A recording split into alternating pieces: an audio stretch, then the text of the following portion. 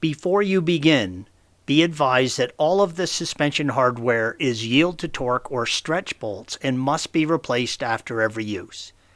Begin by safely raising and supporting the vehicle and remove the rear wheels. The tow arm, red arrow, connects to the subframe, or what Porsche now refers to as a side carrier, and then the wheel carrier. If you have rear steer, you will have an actuator here instead of an arm. This actuator will control the tow while the car is in motion and adjust the tow out or in depending on steering angle, speed, etc. On the arm, the tow angle is set by two concentric washers on each side of the arm where it connects to the side carrier, red arrow. This can be adjusted while the arm is attached. If you are replacing the arm, mark the washers to get the tow angle close so that you can drive the vehicle to an alignment shop after and get the alignment done. There is not enough clearance between the chassis and the tow arm to replace the arm. Adjustment can be done, but the side carrier must be moved to give clearance to replace it. If you're going to have to remove the upper control arms, red arrows, from the wheel carrier to give you enough room to swing the side carrier out from the chassis.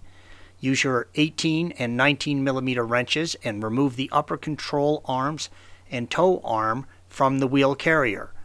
I have removed everything for photographic purposes. You do not need to remove anything other than what is listed in this video.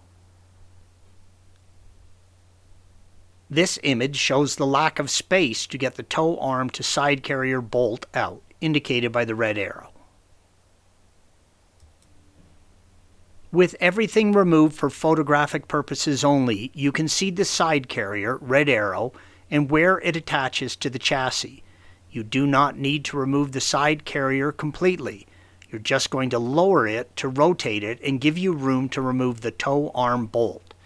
Begin by removing the two bolts holding the front and rear of the side carrier, indicated by blue arrows. The rear fastener is a combination of a stud and a nut and may come out as one, red arrow. The crossmember, red arrow, also attaches to the side carrier, blue arrow, and the chassis. Remove the two bolts indicated by the red arrows. Loosen and lower, but do not remove the blue arrowed crossmember side carrier bolt. Loosen this bolt so there is about an inch between the crossmember. You can now pull down on the crossmember, red arrow. This will give you room to pivot and rotate the side carrier, blue arrow, enough to give you access and clearance for the tow arm bolt.